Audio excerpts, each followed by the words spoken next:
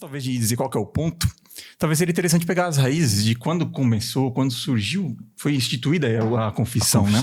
Sim, quando que foi instituída, né? Podemos, claro. Nós encontramos o sacramento da confissão nas páginas dos Santos Evangelhos, no momento em que Nosso Senhor, depois da ressurreição, entra no cenáculo, encontra com os apóstolos, com os discípulos, com as santas mulheres, sobretudo com Nossa Senhora, que estavam ali reunidos por ordem dele, depois de ter atravessado as portas, né? Se as portas fechadas, São João faz questão de frisar isso, né? As portas fechadas, Nosso Senhor diz primeiro, dá a eles algo que lhes faltava. A paz.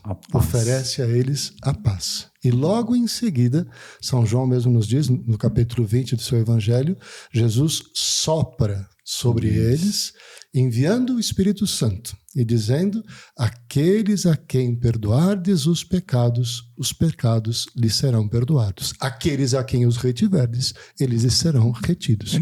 Confirmando o poder que já tinha dado anteriormente a São Pedro e também aos apóstolos. Tudo o que ligares na terra será ligado no céu. Tudo que desligares na terra, no céu também será desligado. Portanto, nós temos aí o sacramento propriamente da confissão instituído por Nosso Senhor no cenáculo após a ressurreição, ou seja, entre a ressurreição e a sua ascensão aos céus. Então foi logo no início, irmão Faner. Logo no início, né, da igreja, né, já foi instituído pelo próprio Senhor a confissão, né, um dos 7 sacramentos. Né? Agora uma coisa, padre, e como que era antes, então? Uma curiosidade, né? Sim. Se ele foi instituído depois da vinda do nosso Senhor Jesus Cristo, no Antigo Testamento não existia confissão? Como que funcionava? Pois, assim como nós temos a história dividida entre antes e depois de Cristo, nós podemos também dizer que a história poderia ser dividida entre antes e depois do sacramento da confissão. Poxa, que interessante. Porque imagine o que era o Antigo Testamento, o erro, o pecado e a incerteza, depois do arrependimento, de que de fato Deus aceitou aquele arrependimento. O rei Davi, por exemplo. Rei, profeta, comete um adultério, seguido de um homicídio. Ele promove a morte gravíssimo, hein? Do esposo da mulher com quem ele adulterou. Imagine só.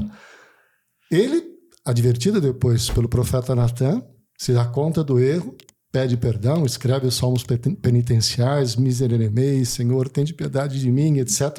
Chora a vida toda. O Salmo 50, né? Penitencial. Mas dizer que Davi teve uma certeza completa de que foi perdoado, como nós a temos depois da confissão, Davi não teve essa certeza. Por isso, o Antigo Testamento, sim, eles se arrependiam, pediam a Deus perdão. Claro que Deus, vendo a contrição, vendo esse arrependimento sincero, aceitava esse arrependimento. Mas nós, quando nos ajoelhamos no confessionário, pedimos perdão a Deus, recebemos, ouvimos a fórmula da absolvição, nós saímos dali com a certeza, como o Padre Ricardo bem sabe, de termos sido perdoados.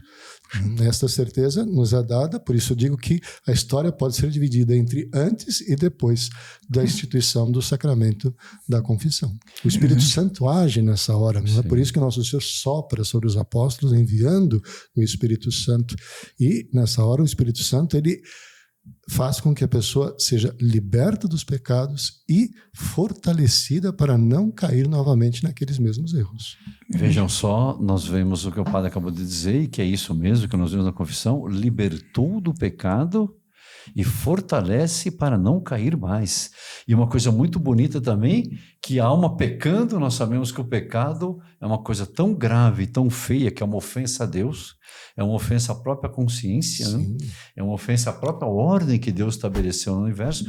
A pessoa fica enfeiada, porque dizia Santo Afonso Maria de Ligório que quando a pessoa peca mortalmente, ela expulsa o Espírito Santo e o demônio toma conta, no sentido de que ele tem direito, assim como Adão e Eva teve. Então, fica totalmente enfeiada a alma. Quando o padre absolve, o padre Lourenço também sabe bem disso, o Espírito Santo volta e o demônio sai. E aí a alma fica bela de novo, fortalecida, né?